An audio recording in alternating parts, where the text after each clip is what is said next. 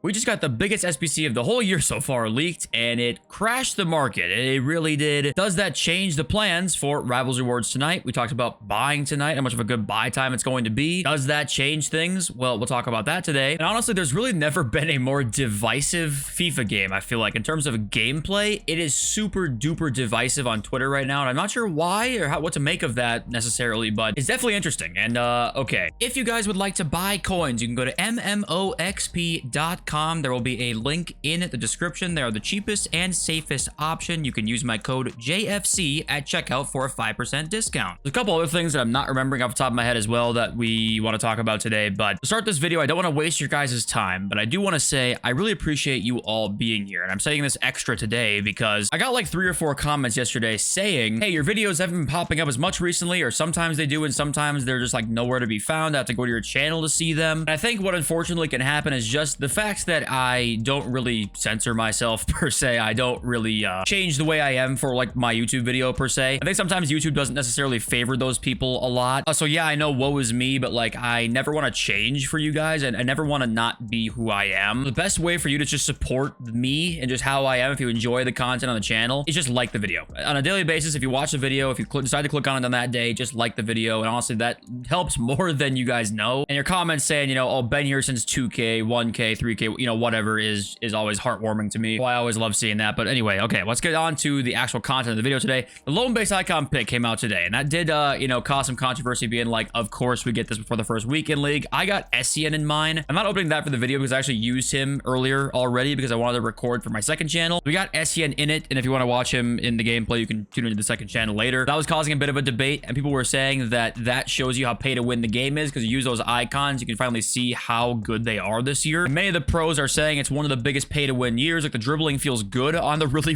high rated cards and expensive cards, so we'll just have to wait and see with that. But the market crash right now is kind of what most people are really wondering about, and we'll talk more about it in a sec. But this pack came out. We have the 1 coin pack, by the way. If you guys have not seen that yet, go to the store. There's a 1 coin pack. Go and open it. It's like 1 gold rare player for 1 coin. There's also this though. It is 5 gold rare players, 1 above 80 or higher for 15k. And is that worth it? Fuck no, but people will still open this, and especially with FIFA points for $1. If someone's dropping 12k or whatever because they're addicted, they're gonna open this too, and that's gonna cause a lot of tradable supply. That's also adding into the panic we're seeing because of all the crazy SBCs on the way. Player of the months, obviously we talked about that many times, adding on to the fact that a huge SBC was just leaked that we're gonna go and look at in about 30 seconds. There's a lot going on in the game right now, and it's causing people to panic, and there just to be more supply in general. So let's go and look at that right now. FIFA Trading Romania broke the news. It is Nico Williams coming as an SBC. We knew he was on the way in the team. We thought the promo team. Now it's confirmed he's going to be as an SBC, which this might be an SBC at the exact same time as a Lamine Yamal Player of the Month, which is, I mean, this is why the panic is happening, right? If you've been tuned into the past couple of videos, we've talked about how Premier League Player of the Month, Cole Palmer, most likely. Bundesliga Player of the Month could be Harry Kane. Serie A Player of the Month, Christian Pulisic, Theo Hernandez. La Liga Player of the Month, most likely Lamine Yamal, could be Kylian Mbappe. Yamal won the most votes. Plus the Women's La Liga Player of the Month. Like, there's so many SBCs going on right now that it's easy to see why panic is happening. Now, how does this affect really this weekend's market? We're kind of going to go all around in this video today. We're not going to go like leaks and news, market watch, kind of going to jump all over the place. So we're talking about the market right now, because as you can see, the market going down a lot, right? Nico Williams is 140k pre today. He was 100. It was 100,000 coins actually earlier. He's bounced back up a little bit now. Griezmann was 110. Phil Foden was 125, down to 90k. Cheapest sale was 78,000 the last 24 hours. You can see where, you know, the huge panic happened, right? How does this change our buy times? We talked yesterday about how Rivals Rewards tonight should be a fantastic buy time because Weekend League is coming this weekend. People are going to have to buy crazy teams for that, and the market should do really well. Does this change that? Honestly, it might make it better. Market went down a bunch today. Should go down more for Rivals Rewards in a little bit. You want to look to buy, I would say, between 15 minutes to an hour after. That's usually the best time to buy for rewards time. Look for snipes. Look for whatever you guys would like to in terms of a team you'd like. You want to buy your team or just invest in a card. Say a Phil Foden, you know, if you see Foden drop a bunch during that time, I'd look at buying him. I still think it will be a very good time. Now, you might say, well, there's a problem with this because if we're going to get Yamal, if we're going to get all these player SBCs, won't that make the market drop, especially in wingers like Phil Foden?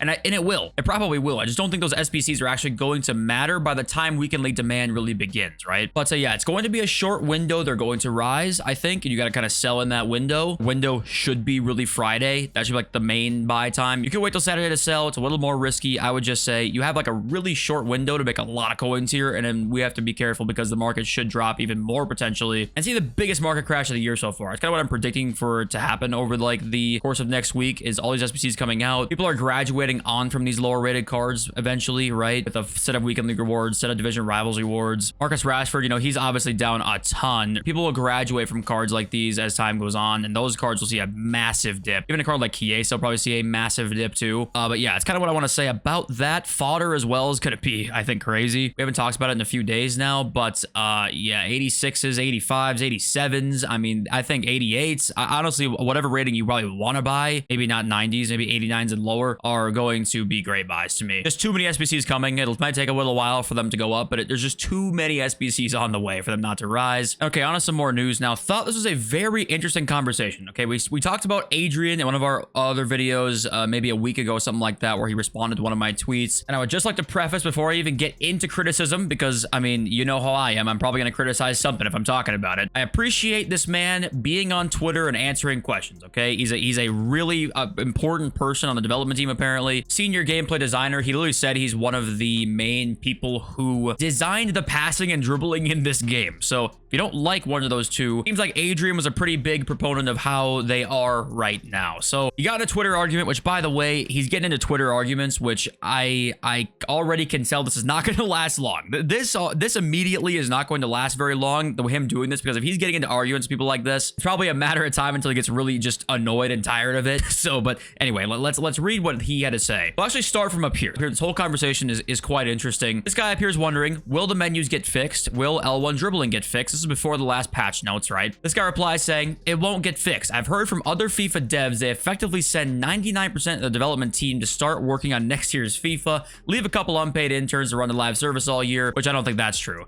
How we ended up with 10% of the player base getting free team of the year Messi and zero fix. Now that does make some sense. There wouldn't be a very big team working on the game though, because we have so many mistakes. Adrian replies and says, well, it doesn't make sense. Huge lie. Live team is big and fully dedicated throughout the year. And then he replies saying, the idea there's a very big dedicated live team makes everything less understandable. That raises infinitely more questions. How do so many game-breaking glitches take so long to fix? How many massive accidents? It is unlike any other big gaming devs in history. And he kind of dodges the question, right? He's basically saying, you know, you learn that from somebody who doesn't work there anymore. It's not true, yada, yada, yada. We keep going, like, do you yourself run an RTG and play every FUT champs and get every top rivals rewards each week? Because unless someone does that, I don't think they understand anything about the actual state of what's going on inside the game. Which obviously it's the minority finishing in high FUT champs and high rivals rewards. So it's not like there's a requirement that a developer has to have one of those things. But he says here, first of all, the game is not only FUT, and that's true. So Live has to care about a huge game where FUT is another mode. Secondly, we do have lots of people that play competitively, plus we monitor all the feedback we receive and are in contact with pro players. But again, that's only one way. But this tweet here is what I want to talk about, because think about this. The guy who basically said he had a gigantic hand in creating the passing and dribbling in this game does not play FUT competitively. He says, secondly, we do have lots of people that play competitively, aka like playing champs and rivals, right? Adrian, who I'm really appreciative that he is here talking to us, but I feel like this is a disconnect a little bit, because how is somebody who doesn't really play competitively so integral into making gameplay decisions like this? That's difficult for me to understand, honestly. And maybe it doesn't matter as much because the casual base is so huge, and maybe he understands that part much more than maybe I think is important, right? I don't know. I don't know exactly what to make of this, but I just know that Adrian here, who had a pretty big hand in making the passing and dribbling, especially the dribbling,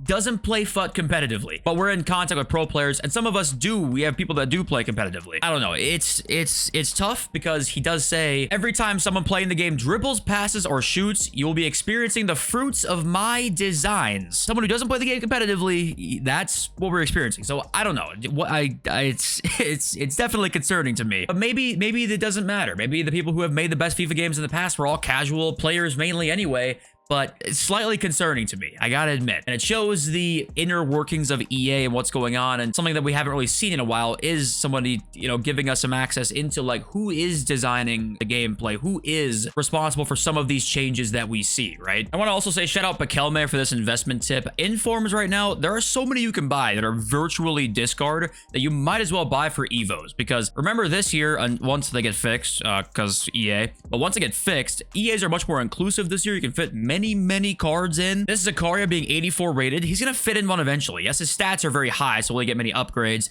Tough to say, but passing maybe he can get a pretty big upgrade there. 13,250, like those types of investments with informs are always fantastic. And this year, we're going to see so many Evos that you might as well stock up on one. And even if you see a card that you really like, that you're like, is one Evo away from being great, go and buy him now. Because in case he is one of the best ones in an upcoming evolution or whatever, and he's a special card, he can go extinct in the blink of an eye. We saw that many times last year. So just really easy investments you can make around evolutions. Okay, let's read the comments section now. DCYE, I may have missed something, but I thought you planned on streaming a lot this year. I haven't been able to catch any other streams other than the launch one. Have you done any more, or is that going on the back burner a bit? Well, I actually didn't really plan to stream more this year. What I plan to do is upload more, and I'm going to be uploading more. Second channel, right? I'm going to upload like much more gameplay this year. Basically, I want to stream when it's like a really big event. I want to stream on maybe like Black Friday for trying to do their 24-hour stream, right? I want to try and do like big event streams, team of the year, launch time, right? I'll do that for a pack opening. I always save 1,500 packs, and we do like a couple days of streaming then. I want to stream for like big events. I'll be uploading a lot more this year. Second channel, this channel. That's kind of what I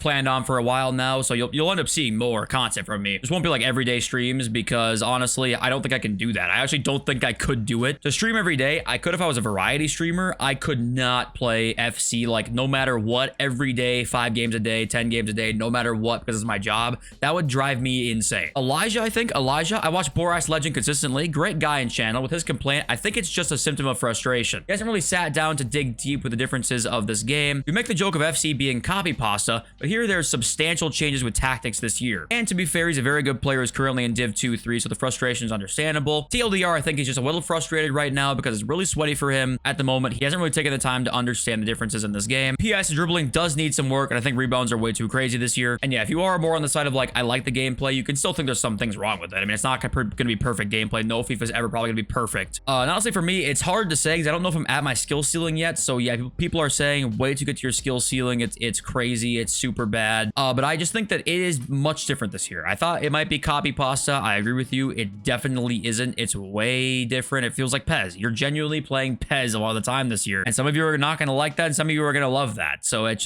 really is kind of personal preference, but also there's a lot wrong with it still that's kind of like objectively wrong with it. I played against 2 straight 5-back opponents today. I won both, but I'm in Div 2 playing against 5-backs. Like, we're doing this again, really? Like, we're going to do this again this year? And I do think there are mechanics in this game that are, like, the dribbling being bad is, to me, it is a problem. And the passing can be bad too. The passing can be really, really good or really, really terrible. Like, it's really a toss-up sometimes between those two. I think the passing has potential, but it's just sometimes you pass and it should completely be a guarantee, and it's just terrible. But I do think this is one of the more divisive FIFAs we probably ever had, honestly. So it's tough to say yet. I'm still not even for sure myself of the gameplay and if it's good or if it's bad or what exactly is it. I don't even know yet. And Justin says they are not going to change the 15 wins in Rivals since they made Champs a more competitive mode by making it more difficult to qualify for. They need to make a game mode for those who don't play Champs now, so making it 15 wins in Rivals will get people to continuously play throughout the week rather than one day during the week and get 7 wins quickly. And that's pretty true because they don't want Champs to be a mode now that everyone's playing. Like, it's actually hard to get into. If you don't play Champs, you need something else to do, and really they want you to play Rivals. They don't want you to... I thought friendlies would be that this year. That's one thing I want to talk about soon. It's early on still, but if another week goes by, 2 weeks goes by where friendlies is just barren and empty and dead,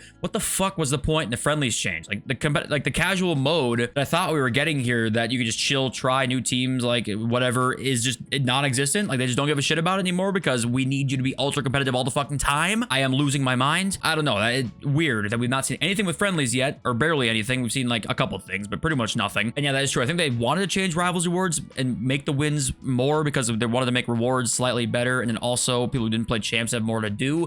But I think 15 wins still a lot, honestly. It is still a lot, but yeah, okay. I am going to probably record the squad battles video tonight. Upload it tonight or tomorrow. I'm not exactly sure which yet. Hope you guys enjoyed it. Love you all. See you soon. Peace.